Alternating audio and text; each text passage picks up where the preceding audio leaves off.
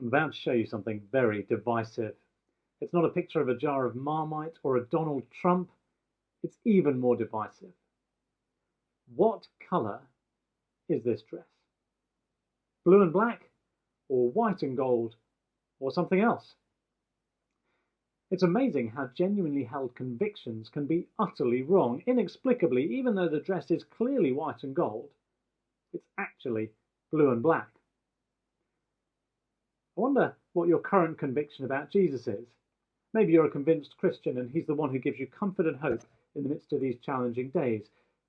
Maybe you're not a Christian and you've wondered why so many people shape their lives around a man who lived 2,000 years ago, perhaps close friends of yours, perhaps your parents, perhaps your children. You look at this crisis we're in and you wonder, why did they think that Jesus holds the key to true life with all this suffering going on? You're tuning in today out of curiosity, perhaps sympathy for those friends. Maybe you're starting to wonder yourself if there might be something to this. Or perhaps you're pretty convinced that they've got him wrong, and part of you is hoping that they might see sense soon. If that is you, I wonder if you've ever stopped to consider whether you might have him wrong. I wonder what you base your current opinion about him on. So far at Life Unlocked, we've been thinking about what God has to say about who Jesus is and what he has to say about the state of our world. And we've been considering that by looking at Mark's Gospel, one of 4 historical accounts of Jesus' life found in the Bible. Mark, our author, says that Jesus is the Christ, God's promised king, who is in fact God himself, come to earth on a mission. But what is that mission? If God came to earth in person right now, what would you expect him to do? Perhaps he'd take out some bad guys, a Jack Bauer Jesus. Perhaps he'd come bearing gifts, a Father Christmas Jesus. Well, last week we heard from Jesus himself why he came. Those who are well have no need of a physician, but those who are sick. I came not to call the righteous, but sinners. Apparently 12 million GP appointments are missed each year. It costs the NHS £160 million. And maybe with our newfound appreciation of the NHS, that'll change. But I guess what happens is that people make an appointment, they feel better, and so they don't turn up. Healthy people don't need doctors, but sick people do. And Jesus' diagnosis, which we thought about in our last video, is that we're all sick. Our sickness isn't a medical problem, but a relational problem between us and God called sin. We all turn our back on God. We'd rather live life without him, and it shows in the way we live our lives. More often than not, our lives are oriented around ourselves, not others, and definitely not God. And so we're left facing God's just punishment for this. We have a sin problem, and it leads to a judgment problem. Now, Jesus uses this image of a medical doctor to describe what he's come to do, but the problem he's addressing isn't medical. If it were, we would need a doctor. But sin isn't a medical problem. It's not an illness that's beyond our control. It's a moral problem. As we fail to live in the world in the ways we should, it's a legal problem as we fall foul of God's good law and face condemnation in his courtroom. It's a reputation problem as we face the prospect of all of our secret shames being brought to light. So how do you be a doctor for sin? What solution does it require? We'll look at Mark chapter 10 and verse 45. This is the third time Jesus tells us why he came. He refers to himself in it as the Son of Man, which he does on several occasions. For even the Son of Man came not to be served, but to serve, and to give his life as a ransom for many. Jesus hasn't come for people to serve him, but rather so that he can serve them. Typically, religion doesn't work like that. Religion is about what you can do for a God, not what he can or it can do for you. So you say your Hail Marys, or stick to the 5 pillars, or prioritize the Dharma. I wonder, is that what you thought Christianity was all about? Doing good stuff for God? Jesus says that's totally wrong. He's not come to be served, but to serve. And he serves by giving his life as a ransom for many. Last weekend, an Anglican minister in Nigeria, Reverend Anthony Oyi, was kidnapped. The hostage takers demanded 15 million Nigerian naira for his release. That's over £30,000. It was a desperate situation. But thankfully it came to an end on Sunday, when 6 million naira were paid as a ransom.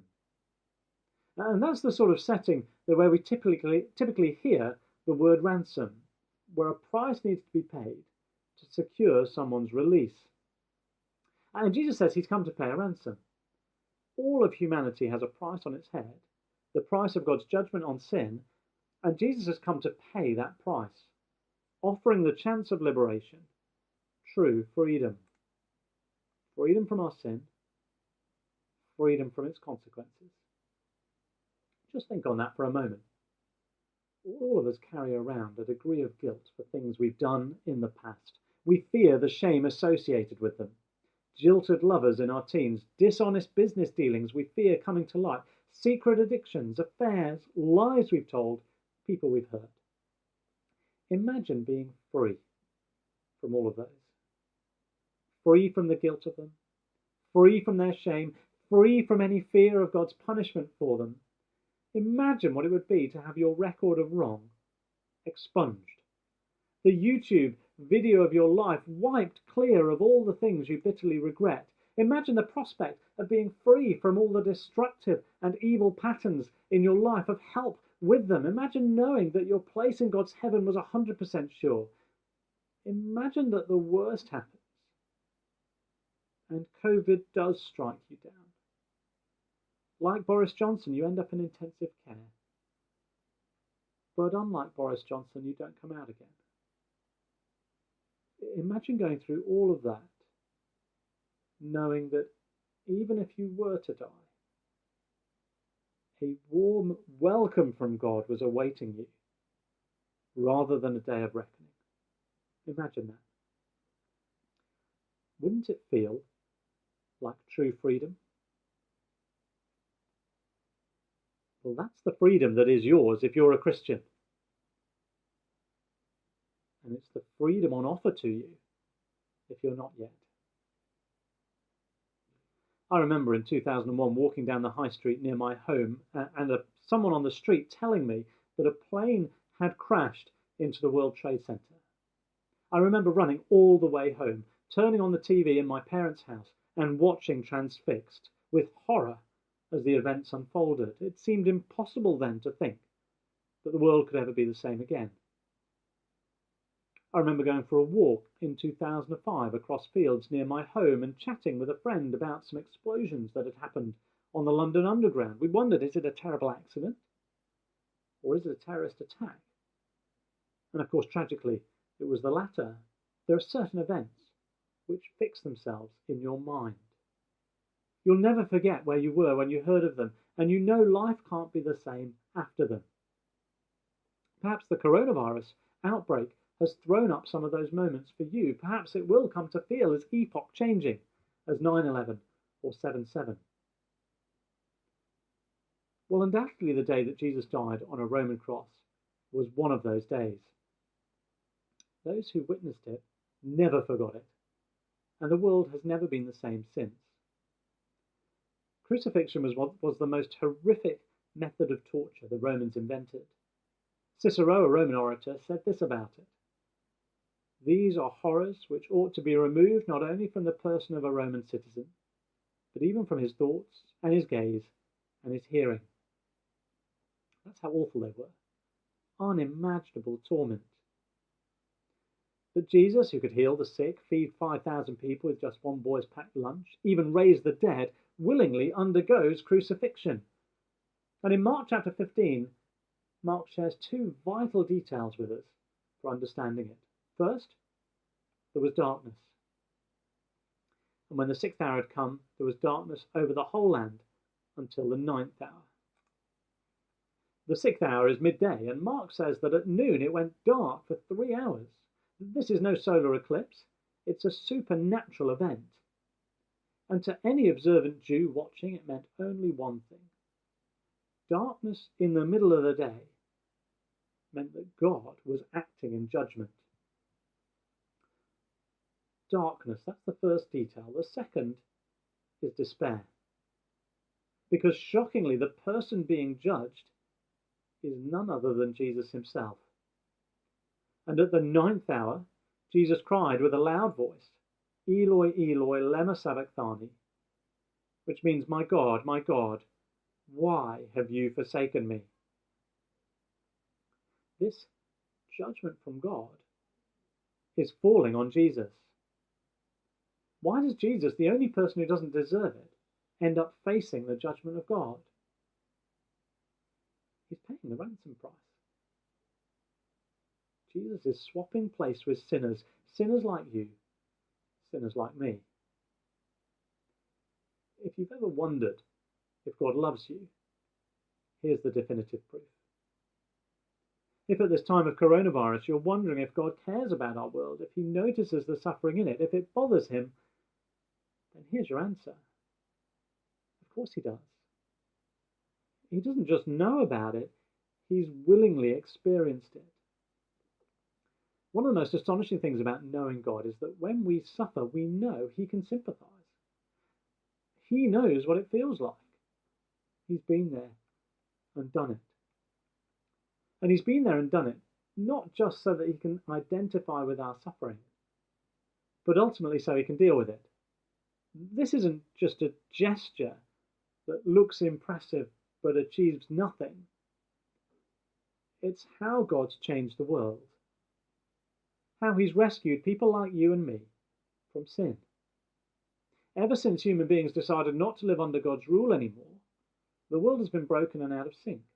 But when God stepped into the world to deal with sin, he began the process of fixing it.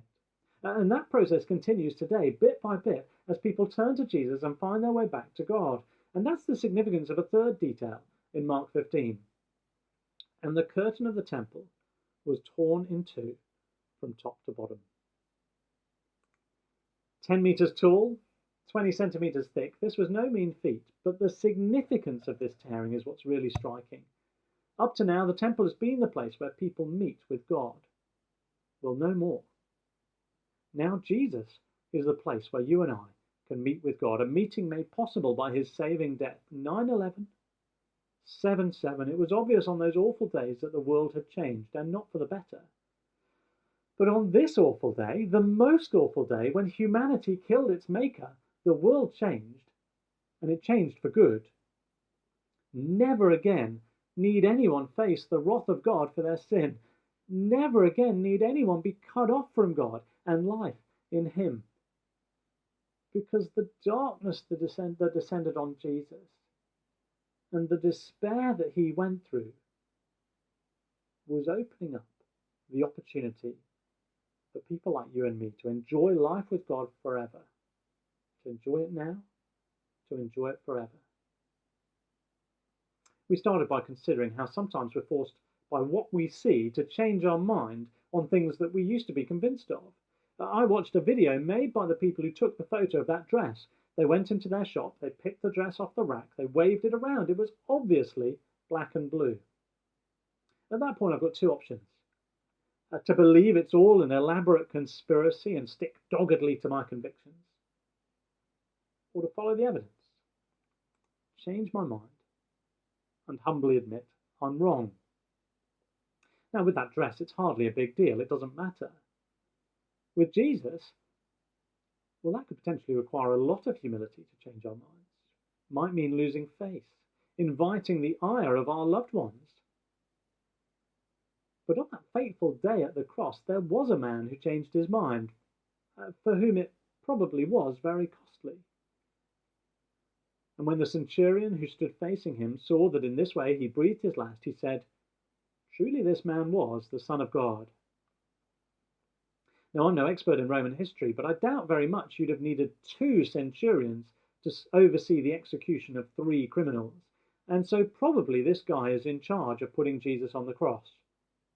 And yet, having seen him die, and all that happens with it, he has to admit that he was wrong.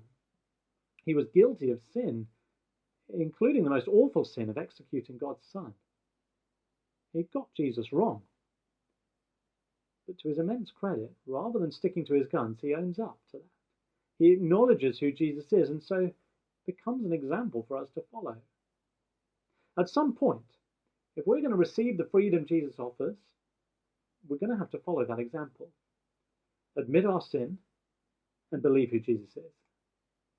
We'll think about that more in a couple of weeks when we ask, what would it mean to become a Christian and follow Jesus? But for now, let me ask you again. What's your current opinion of Jesus? And what are you basing that on?